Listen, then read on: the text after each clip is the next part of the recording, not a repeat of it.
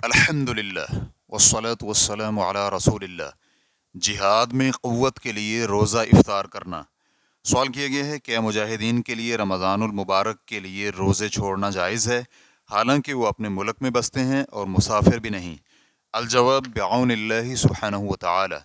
जी हाँ, जिहाद में ताकत हासिल करने के लिए मुजाहिदीन के लिए रोज़े तर्क करना जायज़ है, अगरचे वो अपने मुल्क में ही क्यों ना हो, क्योंकि रोज़ा उन्हें लड़ाई में कमज़ोर और दुश्मन को नुकसान पहुँचाने में भी कमज़ोर कर सकता है।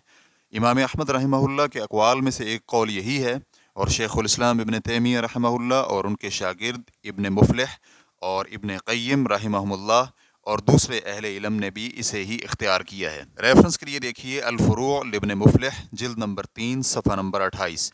जिहाद के सबब रोज़ा तर्क करने की मशरूइयत पर अहादीस भी वारिद हैं, जिनमें ये अहादीस भी शामिल हैं। अबू सईद खुदरी रज़ियल्लाहु अन्हु बयान करते हैं कि हमने फ़तह मक्का के साल मक्का की जानिब सफ़र किया तो हम रोज़े से थे।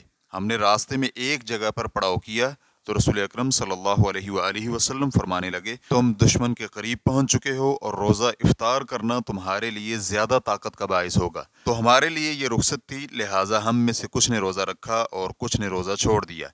फिर हमने एक और जगह पर पड़ाव किया तो नबी अकरम सल्लल्लाहु अलैहि वसल्लम ने फरमाया, तुम सुबह अपने दुश्मन से मुकाबला करोगे और रोज़ा छोड़ना तुम्हारे लिए ज़्यादा ताकत का बाइस होगा, लिहाजा रोज़ा छोड़ दो। तो ये नबी सल्लल्लाहु अलैहि वसल्लम की जानिब से अजीमत थी, लिहाजा हमने रोज़ा छोड़ दिया। सही मुस्लिम हदीस नंबर 1120। और अबू दाऊद रहमहुल्लाह ने नबी सल्लल्लाहु अलैहि वसल्लम के एक सहाबी से रिवायत की है कि मैंने रसूलुल्लाह सल्लल्लाहु अलैहि वसल्लम को देखा कि उन्होंने लोगों को फ़तह मक्का के साल में रोज़ा छोड़ने का हुक्म दिया और ये फरमाया, दुश्मन के मुकाबले में ताकत हासिल करो। सुनन अबी दाऊद हदीस नंबर 2365। हाफिज़ रहमहुल्लाह अत-तलख़ीसुल हबीर में कहते हैं कि इसे इमाम हाकिम और इब्न अब्दुल बर ने सही कहा है। तो ये दोनों हदीसें लोगों के लिए रोज़ा छोड़ने पर दलालत करती हैं, जो कि सफ़र की वजह से नहीं बल्कि जिहाद में दुश्मन के मुकाबला में क़ुव्वत हासिल करने के लिए है।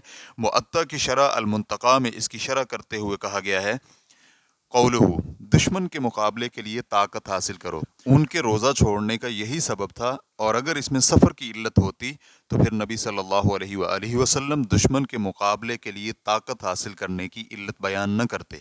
और अल्लामा मनावी रहमहुल्लाह ने फैज़ुल क़दीर में कुछ इस तरह कहा है, मुसब्बिहू यानी तुम सुबह उनसे मुकाबला करने वाले हो, और एक रिवायत में है कि तुम दुश्मन के करीब पहुँच चुके हो।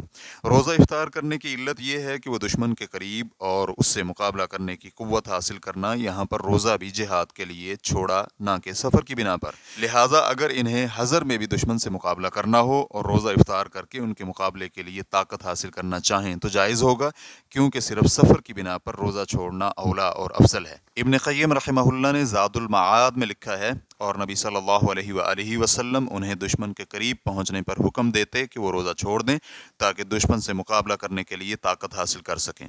और अगर इस तरह का कोई वाक़या हज़र में भी मुवाफ़िक़ होता और रोज़ा तर्क करने में दुश्मन के मुकाबला में क़ुव्वत हासिल होती तो क्या इसमें भी रोज़ा छोड़ना जायज़ है?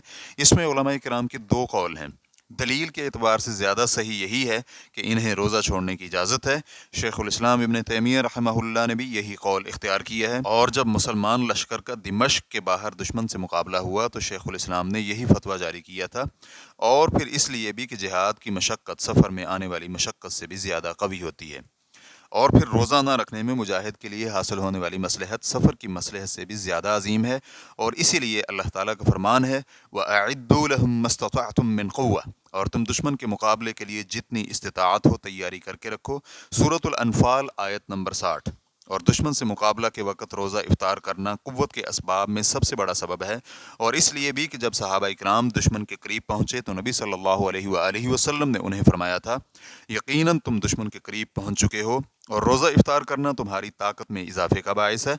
और इस वक़्त ये रुख्सत थी। फिर वो एक और जगह पर पड़ाव करते हैं तो नबी करीम सल्लल्लाहु अलैहि वसल्लम ने फरमाया, बिलाशुबा तुम सुबह दुश्मन से मुकाबला करने वाले हो, लिहाजा रोज़ा न रखना तुम्हारे लिए ज़्यादा ताकत का बाइस होगा, इसलिए रोज़ा न रखो।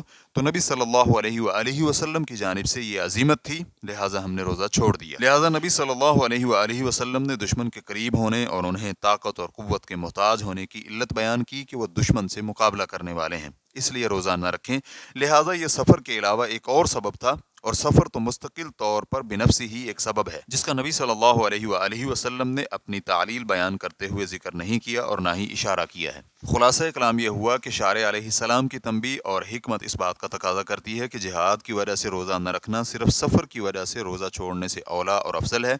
یہ کیسے نہ ہو، حالانکہ نبی صلی اللہ علیہ وآلہ وسلم نے علت کی طرف اشارہ بھی کیا اور اس پر متنبع بھی کرتے ہوئے اس کے حکم کی صراحت بھی کر دی اور انہیں عزم کے ساتھ جہاد کی وجہ سے روزہ افطار کرنے کو کہا۔ اس کی دلیل یہ ہے کہ عیسیٰ بن یونس شعبہ سے اور وہ عمر بن دینار سے بیان کرتے ہیں کہ میں نے ابن عمر رضی اللہ عنہما سے سنا، وہ یہ کہہ رہے تھے کہ رسول اللہ صلی اللہ علیہ وآلہ وسلم نے فتح مکہ کے دن صحابہ اکرام سے فرمایا، آج لڑائی کا دن ہے اس لیے روزہ افطار کر لو۔ یہاں پر روزہ نہ رکھنے کی علت لڑائی اور جہاد بیان فرمائی اور اس پر افطار کرنے کا حکم دیتے ہوئے فا کا استعمال کیا اور فرمایا فَأَفْطِرُوا، یعنی لہٰذا افطار کرو۔ اور اس لفظ کے بولنے پر ہر ایک یہ سمجھ سکتا ہے کہ روزہ نہ رکھنا لڑائی اور دشمن کے مقابلہ کی وجہ سے تھا۔ ریفرنس کے لیے دیکھیے زاد المعاد جلد نمبر 2 صفحہ نمبر 53 اور 54۔ اور جس مارکے کا ذکر ابن قیم رحمہ اللہ نے کیا ہے وہ مارکہ مسلمانوں اور تتاریوں کے مابین سن 702 ہجری میں ہوا تھا، جس میں مسلمانوں کو فتح نصیب ہوئی تھی۔